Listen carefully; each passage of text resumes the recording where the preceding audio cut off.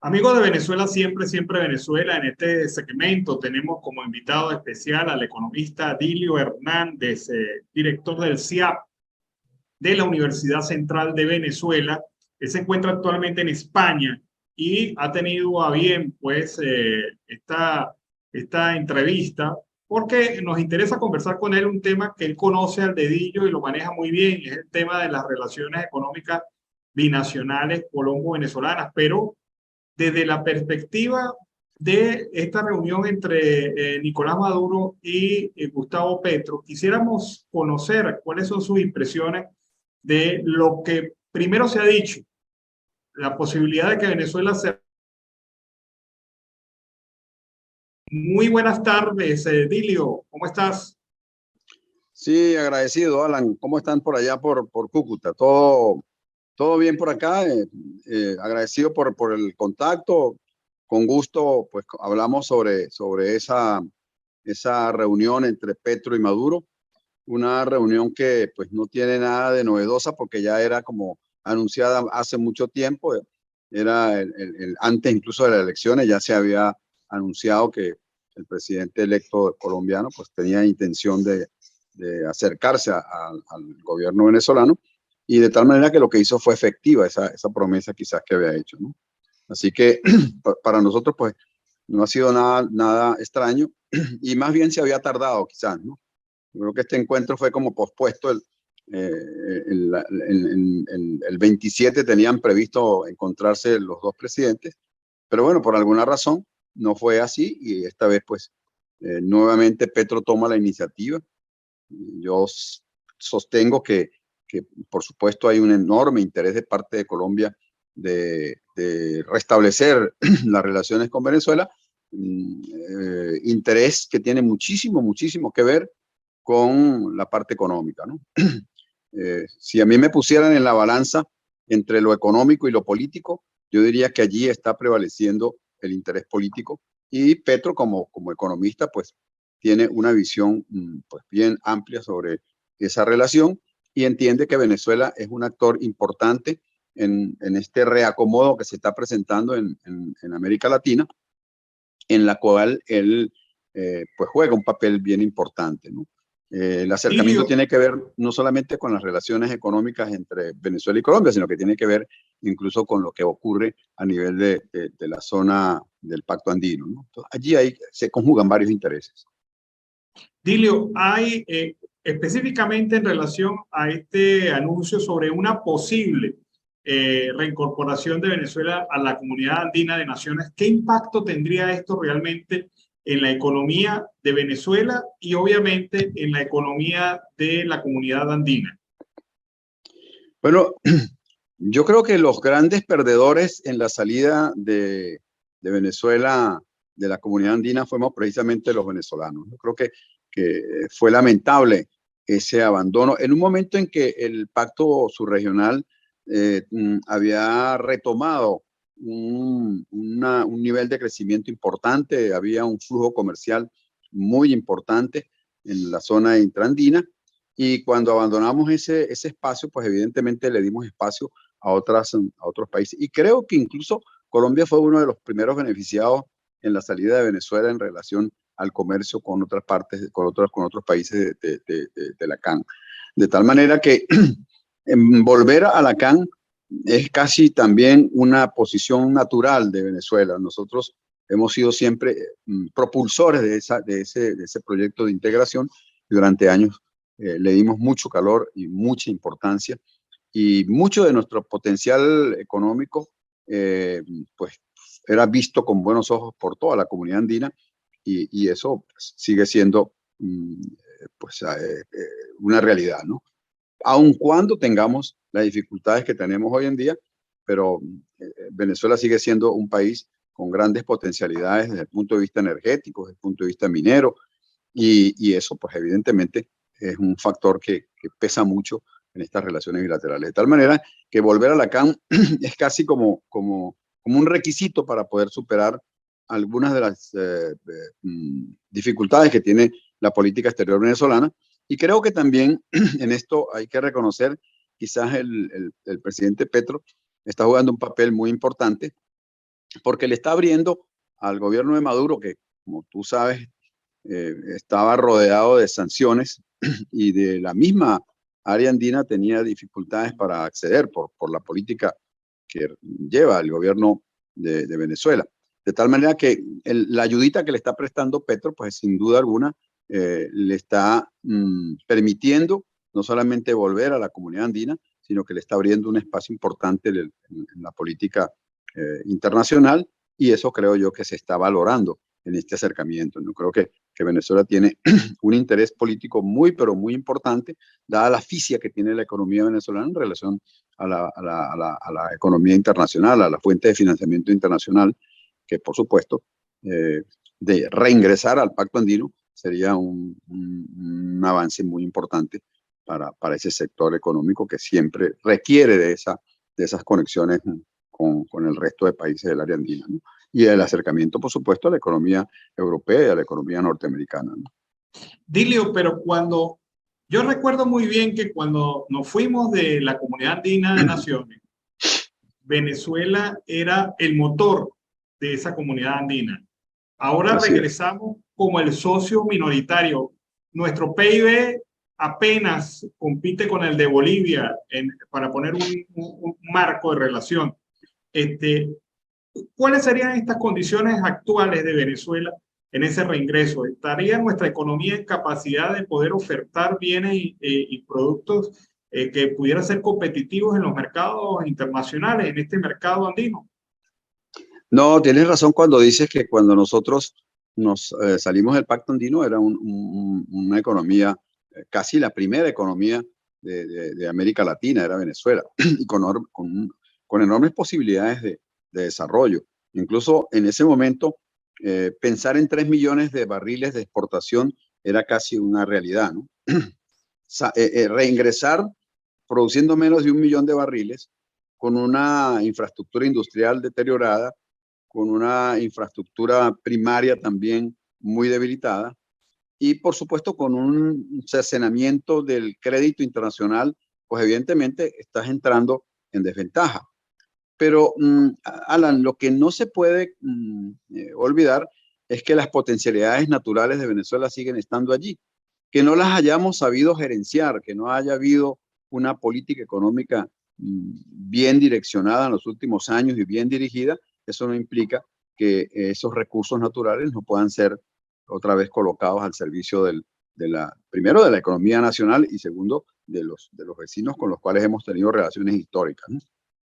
Nosotros no somos vecinos ni de Colombia, ni de Ecuador, ni de Perú, ni de Bolivia de ahora, sino que nos ata la historia y nos ata una cultura. De tal manera que ese acercamiento es algo que está en la sangre de todos de los venezolanos, y que no tengamos ahora ese empuje económico por los errores que hemos cometido en los últimos 20 años, eso no quiere decir que Venezuela no pueda jugar un papel importante en ese proceso de integración. Y yo creo que lo puede jugar y lo va a jugar. Es posible incluso que el próximo año haya una redefinición de las variables políticas en Venezuela, y posiblemente eso también va a contribuir a que ese acercamiento sea mucho más sólido, ¿no? Nosotros tenemos que volver a la comunidad andina, tenemos que rescatar ese mercado, tenemos que incidir en ese mercado, y eso es algo que no lo podemos desechar por una circunstancia política, cualquiera que sea. Es muy difícil, pues, que eso supere la tradición y supere las ventajas que tiene la región andina para el mercado venezolano y para la política venezolana en estos momentos, ¿no? Entonces, que el interés del gobierno colombiano en estos momentos prevalezca, bueno, eso es también algo natural. Tú tienes un socio que tiene grandes posibilidades de desarrollarse y tú necesitas ese socio. Por lo tanto, acercarse a eso es lo más natural. Eso es lo que haría cualquier actor económico que quisiera desarrollar su proyecto político y proyecto económico. Y creo que en ese sentido Petro está pues, apuntando bien, y no es casual incluso que esté hablando incluso de utilizar la entrada, la vinculación Pacífico y Atlántico a través de Venezuela. Entonces, allí pues te da una idea de por qué Venezuela juega un papel importante en ese acercamiento. Y de allí proyectarse hacia el cono sur, hacia el sur, pues no va a ser muy difícil porque están dadas las condiciones para hacerlo. Entonces, evidentemente estamos en un escenario de redefiniciones de la política regional, y dentro de esas redefiniciones, la entrada de Venezuela al Pacto Andino es casi una condición sine qua non de ese reacomodo.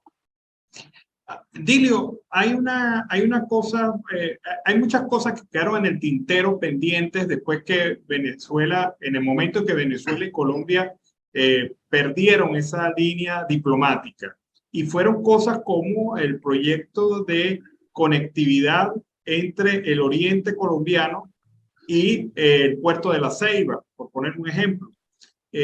¿Estos proyectos crees que es posible rescatarlos nuevamente, recuperar proyectos como el de La Ceiba, recuperar proyectos como el de la autopista San Cristóbal, eje fronterizo Cúcuta? Esos son proyectos que pudieran de alguna manera volverse a replantear ante las nuevas realidades. Sí, mira, el proyecto vamos a empezar por el último, el proyecto de la conexión de transporte terrestre entre el norte de Santander y Táchira. Es un proyecto que incluso tuvo respaldo de la CAF. En ese momento, me acuerdo, yo estaba en la CBG, en la CBS, y la CAF aportó una importante cantidad de recursos para construir esa vía. No se dio, bueno, por las circunstancias que los tachirenses conocemos. Pero eso no quiere decir que ese proyecto no pueda reactivarse y pueda recibir incluso financiamiento internacional. Que no sea fácil, eso es otra cosa. Y cuando hablo de no es fácil, es porque hay enormes cantidades de recursos implícitos en él. Es un proyecto que en el momento en que se desarrolló era aproximadamente $100 millones que aportaba la CAF para hacer la conexión San Cristóbal-Cúcuta. Pero bueno, hoy en día pudiéramos estar hablando del doble, el triple de esa necesidad, porque los costos se han incrementado. Pero eso es un proyecto que perfectamente puede ser financiado, si hay una voluntad de hacerlo, y por supuesto si hay respaldo de los dos gobiernos que son los interesados en esto. Un organismo como la CAF evidentemente podría facilitar eso. Y el otro proyecto, que es reactivar el puerto de La Ceiba, pues también es un proyecto que incluso técnicamente está elaborado. Ya estudios suficientes para hacerlo. El único inconveniente que hay allí es cómo abrir el mercado para ese puerto. Y hay un viejo proyecto que también está en la comunidad andina, que es la conexión Cúcuta, La Fría, el lago de Maracaibo, a través de Puerto Santander, que incluso coincide con el viejo ferrocarril que existió en alguna oportunidad entre Táchira y Zulia, que también es pero muy factible rescatar, ¿no? Lo que no me atrevo a decir es en qué tiempo podrían rescatarse esos proyectos, pero evidentemente que sí son realidades económicas que pueden ser abordadas, ¿no? Allí lo que está planteado es una estrategia de financiamiento, porque lo que sí podemos decir es que ni Venezuela ni Colombia por sí solo podrían desarrollar el proyecto. Necesitaríamos el auxilio de algún organismo multilateral como la CAF o como el BID, que pudiera aportar los recursos para que estos proyectos tengan, ¿no? Y la otra cosa que tienen que tener, por supuesto, es un mercado reactivado, que el eje de San Antonio Oreña, por ejemplo, reactive su aparato industrial, que se reactive los proyectos mineros de carbón, de fosfato, que permitan que la sostenibilidad del proyecto sea posible, ¿no? Y en esto hay suficientes estudios, tanto en el norte de Santander, como en el Táchira, como en el Zulia, que podrían ser bien importantes a la hora de apalancar este tipo de proyectos. De tal manera que el ingreso a la CAM nos daría un oxígeno muy importante, y por supuesto los primeros beneficiados van a ser tanto el norte de Santander como Táchira. Yo soy de la idea que este tipo de proyectos no pueden quedarse en el norte de Santander y Táchira. Siempre he dicho que allí tú tienes que apuntar a que otras economías departamentales en el caso de Colombia y otras economías estatales en el caso venezolano sean anexadas a esta iniciativa. Y hablo de Antioquia, que es un aliado estratégico importantísimo, tanto desde el punto de vista financiero como desde el punto de vista industrial, para toda esa relación binacional. El Santander, que es un emporio agroindustrial importante en Colombia y que también apuntaría y le daría vitalidad a ese pueblo. Es decir, para no quedarse solo con Táchira y Norte y Santander, que son como los más pequeños de esa iniciativa, ¿no? Yo digo, como podría decir cualquier economista, entre aliados pobres usted no tiene muchas posibilidades de volverse rico, pero si yo me alío con actores de mayor potencialidad, pues yo tengo posibilidades de crecer con más rapidez, ¿no? Crecer entre débiles te lleva más tiempo y te lleva más sacrificio. Cuando tú buscas complementos como los que te acabo de decir, pues evidentemente ayuda a que esos proyectos sean mucho más factibles. Y eso es lo que yo creo que en estos momentos tiene pensado la política del gobierno de Petro, de vincular entidades que son potencialmente más dinámicas con entidades que son más débiles, pero que al juntarlas van a tener mayor viabilidad para su desarrollo, ¿no? Y eso es lo que está planteado. Es a mi modo de ver lo que puede ocurrir allí. Bueno, finalmente, Dilio, ¿qué hacer para evitar que ocurra lo de siempre? Que las zonas menos beneficiadas de la apertura sean precisamente las zonas de frontera. En momentos anteriores, la historia nos ha demostrado que en momentos anteriores los grandes centros de producción industrial y económica tanto de Colombia como de Venezuela han sido los beneficiarios de la apertura, no precisamente las regiones. ¿Cómo podemos hacer para evitar que esta historia nuevamente se repita? Bueno, precisamente, Alan, presentando proyectos que no se queden solo en lo micro, sino que tengan como una visión macro en términos económicos. Si nosotros somos capaces de atraer capitales de departamentos como Antioquia y Santander, articulados a Táchira y norte de Santander, y si tú le acompañas a una entidad como Mérida, que es muy atractiva desde el punto de vista de los servicios y del turismo, y le anexas todo el sur del lago, que es un potencial agroindustrial muy importante para la economía venezolana, estás dándole un enfoque distinto a esos procesos de integración, ¿no? Yo siempre he pensado, por ejemplo, que el error de la zona de integración que apoyó la CAN en un momento dado y que escogió como 30, y si no me recuerdo, 33 municipios del eje fronterizo, era un proyecto muy pequeñito y entonces le quitaba mucha potencialidad al desarrollo. Y efectivamente yo creo que eso fue una de las razones por la cual esa iniciativa de la CIF entre Norte, Santander y Táchira no logró sobrevivir. Ahora se está planteando un proyecto mucho más ambicioso que puede redundar en beneficio de toda la población, ¿no? Y la otra cosa que hay que hacer es que hay que ser efectivo en cuanto a la realidad gubernamental.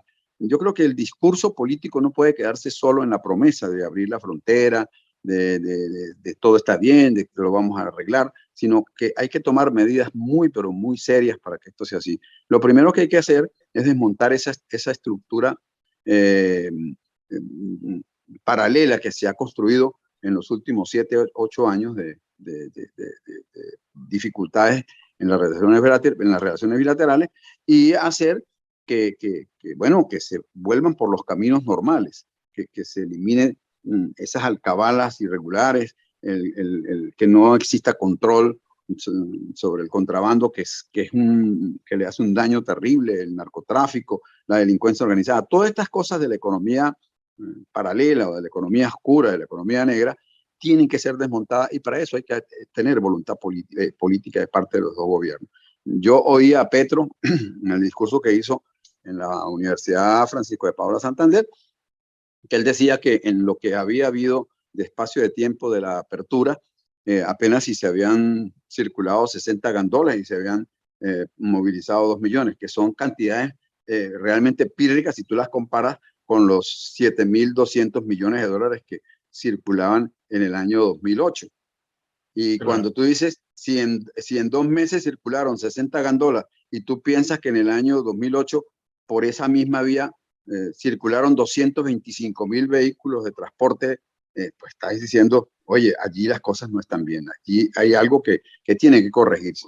Y eso se llama, Alan, voluntad política para aclarar ese espacio, para eliminar esos obstáculos que en forma indirecta pues terminan perjudicando primero a la base económica y segundo al propio consumidor, porque todas estas dificultades, todos estos obstáculos que se le dan al comercio, pues terminan elevando los precios, elevando los costos, y bueno, en ese escenario, pues el que termina pagando las consecuencias son los consumidores finales de bienes y servicios, sobre todo en el eje fronterizo. De tal manera que si algo se le tiene que exigir tanto al gobierno de Petro como al gobierno de Maduro, es que se pongan de acuerdo para tomar medidas precisas que corrijan esos problemas que todo el mundo los conoce y que no entiende uno por qué no los pueden corregir, ¿no? Alguien me preguntaba en estos días también, oye, ¿por qué no es posible que los niños de San Antonio puedan ir en un transporte público a Cúcuta a estudiar, o los de Cúcuta pueden ir a San Antonio a estudiar, o sea, ¿qué puede costarle a dos gobiernos establecer un mecanismo para garantizar que el transporte público les permita movilizarse? Eso no son medidas para las cuales haya que traer gente de Harvard o gente de otro planeta para corregir una cosa que solo son medidas administrativas, ¿no? Y bueno, esa es parte de esas cosas que no se entienden. Entonces, el discurso está muy bien y la arenga política está muy bien, pero en economía las cosas tienen que ser prácticas. Tienen que tomar medidas que incidan en la realidad económica. Si no lo tomas así, seguirás dando vueltas y bueno, llegará, a Petro se le terminarán los 4 años y todavía estaremos discutiendo si eliminamos las trochas, si no las eliminamos, si la policía interviene, si es la guardia. O sea, estas cosas tienen que ser corregidas en forma muy, pero muy rápida para poderle dar viabilidad a esa integración, ¿no? Y eso es lo que Bueno, aspiran los habitantes de fronteras. bueno, muchas gracias, Dilio. Dilio Hernández, del Centro de Investigación y Análisis Prospectivo, el CIAP, de la Universidad Central de Venezuela. Muchísimas gracias por haber estado en el programa, Dilio. No, gracias a ti. Y bueno, disculpa quizás el efecto de la conexión, pero bueno, no es fácil conectarse desde aquí hasta allá y tendría que estar otra vez allá en el país pronto para conversar Bueno, contigo de estas cosas. pero está muy bien, Agradecido, muy bien desde agradecido, España. Alan. Muchas Agrado. gracias, Dilio. A ti, Bueno. Alan.